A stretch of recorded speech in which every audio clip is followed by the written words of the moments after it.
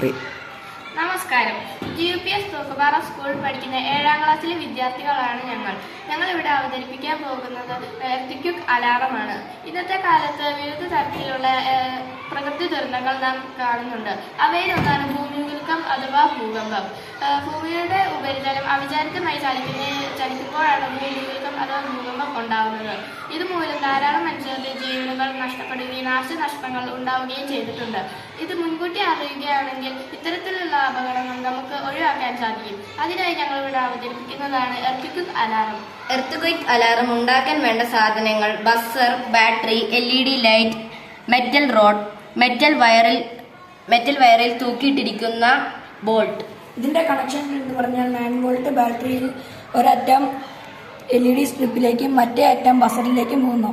ബസറിൽ നിന്ന് ഒരറ്റം ലൈറ്റിലേക്കും ബസറിൽ നിന്ന് മറ്റേ അറ്റം തൂക്കിയിട്ടിരിക്കുന്ന ഈ ബോൾട്ടിലേക്കും പോകുന്നു.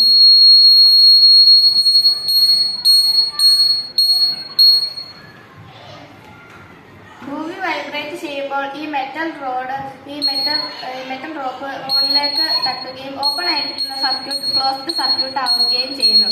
ഈ ബസർ ലൈറ്റും പ്രവർത്തിക്കുകയും ചെയ്യുന്നു. Thank you.